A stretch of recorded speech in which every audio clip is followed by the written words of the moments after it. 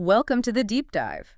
We're the show that takes a stack of sources, pulls out the key insights, and, well, brings them straight to you. Glad to be here. Today, we're really getting into Caleb Azumah Nelson's debut novel, Open Water. A really powerful book. It absolutely is. And it has this unique narrative style, doesn't it? It talks directly to the main character, the guy, as you. Right. And the woman is just she. No name. Exactly. Yeah. Which just pulls you in immediately. It feels incredibly intimate, like you're right there inside their growing connection. And what a connection it is. It kicks off with this great scene. I think it's a barber shop. Yeah, the buzz of the clippers. And the barber says something like, "You two are in something." I don't know what it is. Relationship, friendship, love, but you two are in something. It really sets the stage. The author calls it a happy accident, a messy miracle, which feels about right. So our mission today is basically to unpack that something. We're going to explore how these two people navigate, desire, vulnerability. Yeah. And also the really tough realities of being Black in London. How art, music, just everyday stuff becomes, well, spaces for expression. And for confronting things and maybe finding some kind of freedom. It's a lot. It really is. It gets into what it means to be truly seen. So where does this connection, this something, actually begin? Okay, so the first spark happens in a pub, Southeast London. Yeah. And it's immediate, this unspoken curiosity. Yeah, you feel that straight away. And there's this slightly awkward moment where he tries to shake her hand before they hug. Right. It shows that he's maybe not quite sure how to read the situation or the connection itself. He doesn't fully get it yet. But it definitely leaves a mark, even though it's quick. For sure.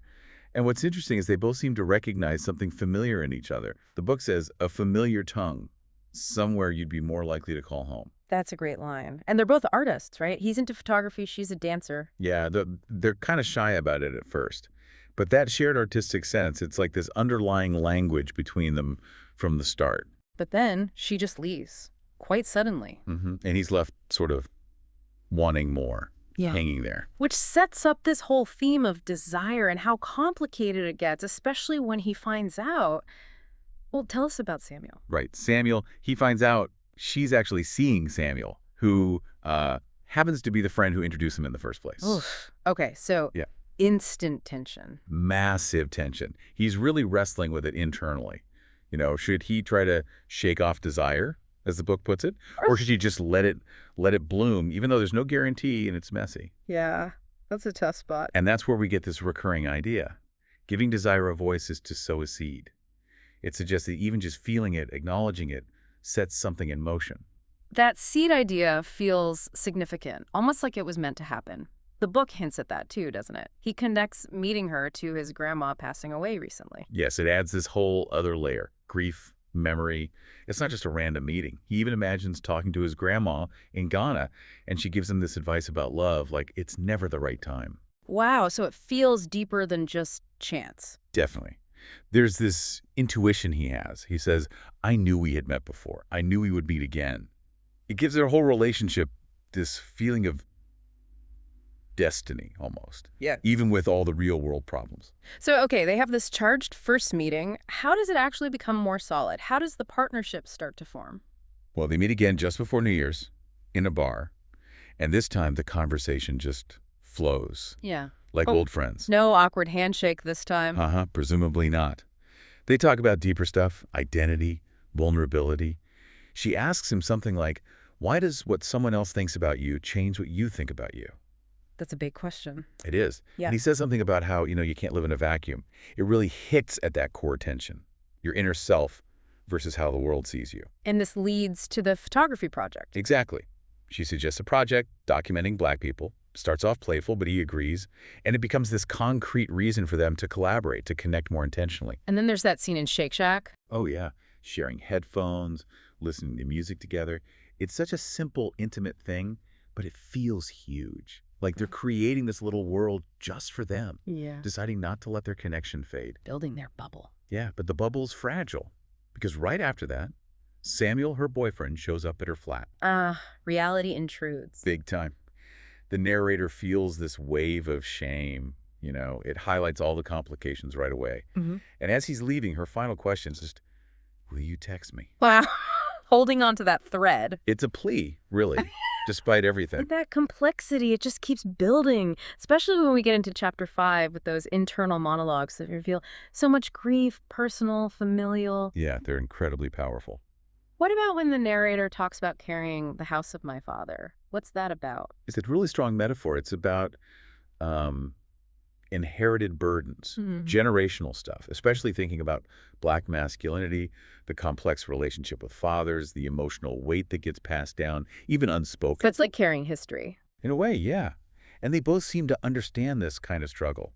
They acknowledge that language fails us, parents fail us, we fail each other, and that when we love, we trust, and when we fail, we fracture that joint. That's heavy. It speaks to how fragile connection can be. Absolutely. It shows the vulnerability that comes with really connecting with someone. We also see glimpses of their separate lives, like him getting his place ready for her, stocking things she likes. Yeah, the quiet, nurturing detail, it shows that side of him. And these individual spaces, both real and mental, seem important for how they see themselves, right? Like Yeah. shared experience of private school. Definitely. That shared feeling of being. Maybe not unwelcome, but always slightly outside, not quite pretty to everything. It strengthens their bond, this understanding of navigating spaces not necessarily built for them. And then they have their own things. For him, it's basketball. Right. Basketball is his space, a pure expression, a new way of seeing, a new way of being. It's where he finds freedom from all the external pressures. Just him and the game. And for her, it's dance. Exactly. And she puts it so well. When I'm doing my thing, I get to choose. Ah, that's key. Choice, agency. Precisely. Art photography, basketball, dance bands. It's all about self-determination for them. Finding ways to be free when the world tries to box you in. That need for freedom or maybe release comes through in that scene where he's crying alone in his kitchen, triggered by music. Oh, that's such a raw, vulnerable moment. What does it tell us about him? He feels his family needs him intact, right? Yeah, it speaks volumes about the pressure, especially on Black men, to be strong, to not show weakness. He feels he has to hold it together for others. But the music breaks through that dam. And allowing himself to be loose and limber and soft, that feels important. It's huge. It's this moment of self-acceptance, letting go of that rigidity. And you see that need for collective release, too, like at the Deptford Jazz Night. It's described as this sanctuary, a place where Black people can just be. Without the weight of the outside world's gaze. Exactly. Unburdened. And that burden leads to this deep weariness we see in both of them. There's a phone call where they both admit feeling low, very tired. And it's not just sleepy tired. It's soul tired. Yeah, exhausted from the constant navigation, the fight. And she talks about how she copes. Smoke, I drink, I eat, I try to treat myself often, Yeah. and I dance. And her description of dancing is amazing, finding space between the beats. Yeah, making space. Between the kick and the snare and the hat, where that silence lies, Yeah. those moments and spaces the drums are asking you to fill. It's beautiful. It's not just moving, it's creating room for herself. Exactly. Finding agency within the rhythm, especially when life feels overwhelming. That idea of making space is so resonant. Okay, let's talk about how they navigate intimacy alongside all these societal pressures. Things get complicated. Understatement. But there are these tender moments too, like when he goes to her mom's place to get his hoodie back. She's not there, but he meets her mother. Right. And there's this sense of comfort. Yeah. Her mom's presence smells like petrichor and a place you might grow to call home. And her mom likes Zadie Smith's N.W. Which is all about London, identity, connection. Exactly. It subtly hints that their story, their search for belonging, is part of a bigger picture. And then the connection really ramps up. She calls him from Dublin. Yeah. Tells him to just get an Uber and come over. And he just does it. He Yeah. says, I'm doing what I feel. Pure impulse. It's a massive step, a real surrender to the feeling between them. And then you see it in the little things, sharing meals, holding hands. That line, desire. So loud for such a tender touch. It captures that intensity. Even the banter feels intimate. Super malt, dry patches. It shows this ease they have, this comfort level. But then the night they spend together, it's described so sensually, bodies confessing their truths out loud. But the next morning, The pretense is back. Nothing happened. It's almost absurd, but it shows how hard it is for them to navigate the reality of their situation, the expectations. which leads to this idea of the fever dream. They're just caught up in it, not asking questions. Yeah, the fever dream is that intense, almost unreal bubble they're in, where they're deliberately not looking at the complications. But the outside world bursts that bubble, Isaac's comment. Oh, Isaac's line is brilliant.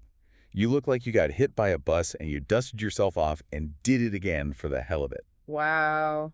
That perfectly captures the reckless intensity. It does. And then there's that really awkward moment with her friend Jacob. The one who just blurts out, "You two are fucking." Yeah. Crude, direct, and it forces them to confront what they're doing, rips away the ambiguity. And her reaction is desperate. "You have to promise nothing will change." But he struggles. He initially says, "I can't promise that," before giving in. It shows the strain. Even when they're intimate in her room, the book says language isn't enough for the intense mess of it all. And that morning denial again.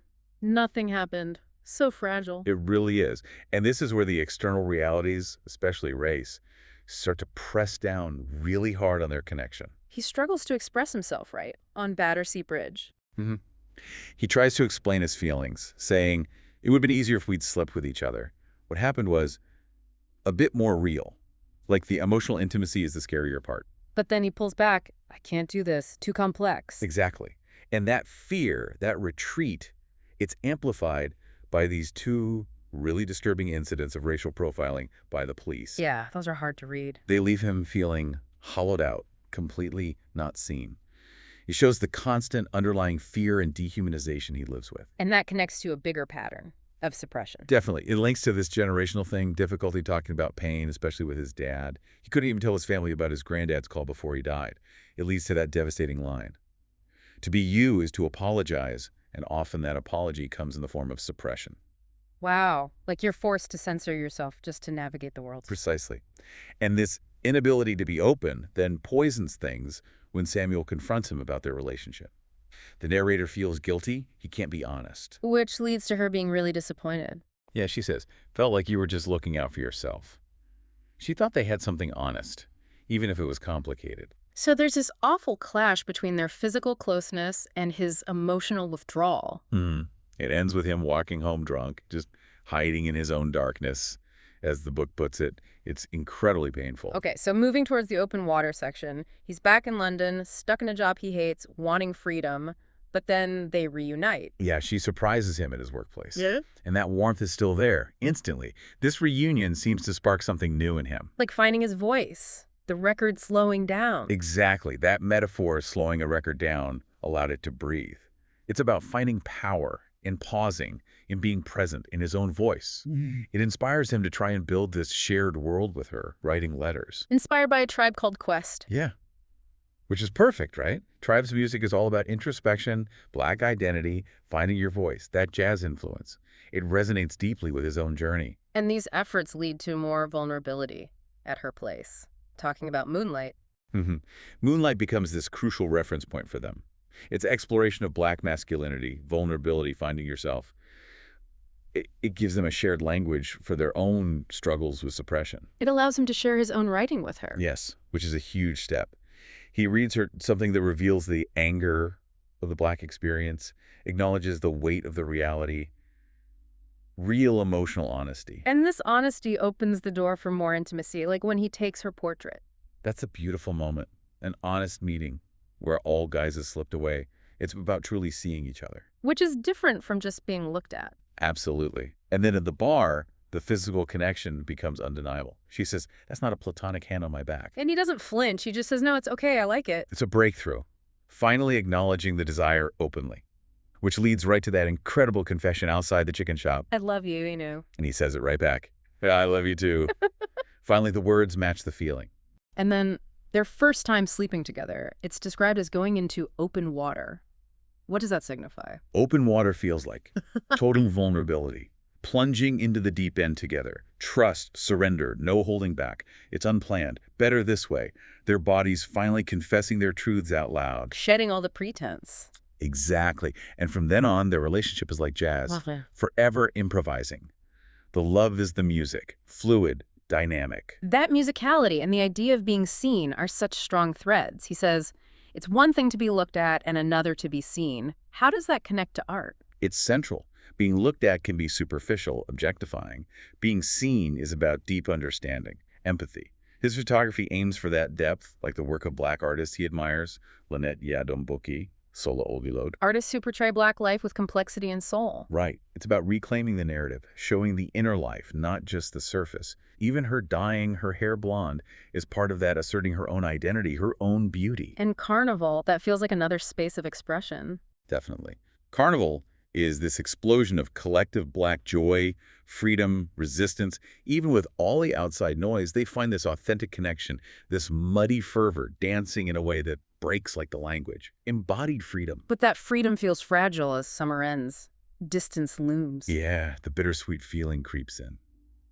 Sharing a cigarette, her admitting this kind of love feels different, unfamiliar.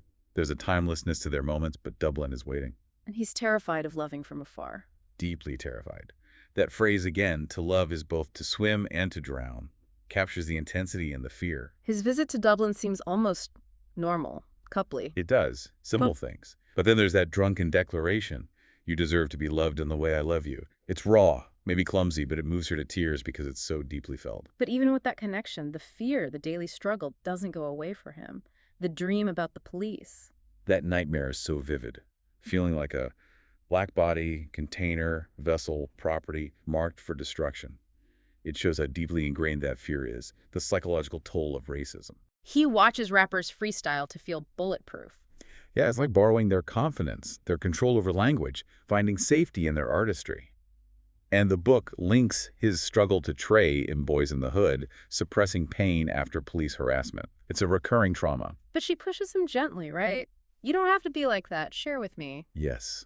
She offers him that space, encourages that vulnerability he finds so hard. Which leads him to this idea that home isn't a place, it's her.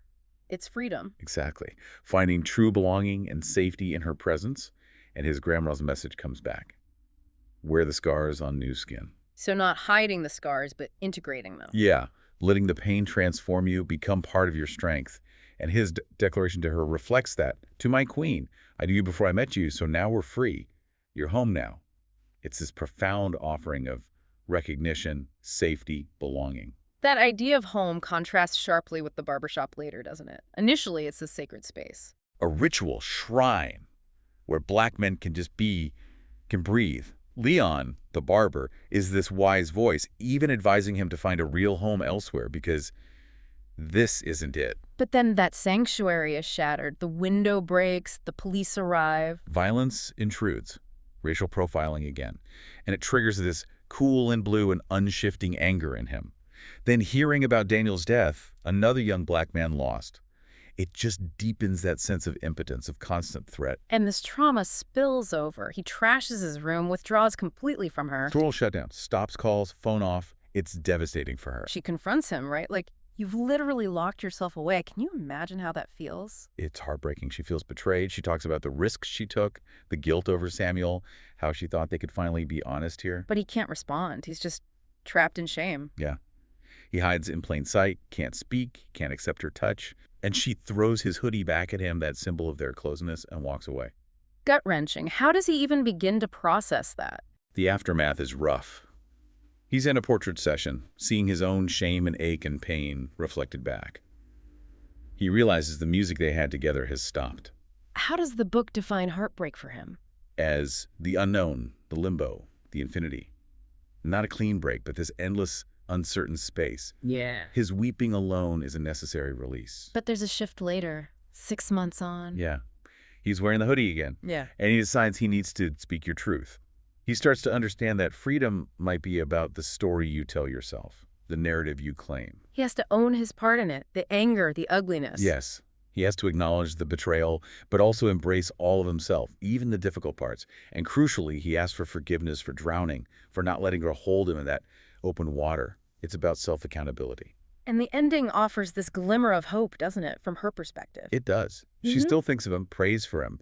And the thing that really stayed with her, that undid her, was the memory of being seen in the barbershop, that initial true recognition. Full circle, and she gets a camera. Inspired by Roy DeCarava. Yes, DeCarava, the master of capturing Black intimacy and humanity in light and shadow. It's like she's seeing their story reflected in his work, the love, the trust, the complexity. And the final image is her memory of photographing him. On a hill, blue hour. Capturing his honesty, his eyes, both seeing her and seeing the world. And the final lines, if you look closely at that image. You'll see what she has always seen, what she always will you. Powerful. The ultimate act of being truly seen. It really is. I think this deep dive into open water, it really shows that truly loving and maybe truly living means navigating this intense mix of, well, joy and terror. Definitely. And it really pushes us to ask, doesn't it? What does it actually mean to be seen, to be heard, to be honest with others, sure, but also with ourselves?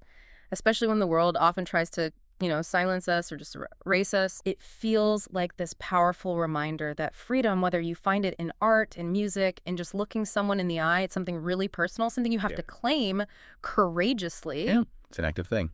So maybe something for you listening to think about. What about your own open water moments?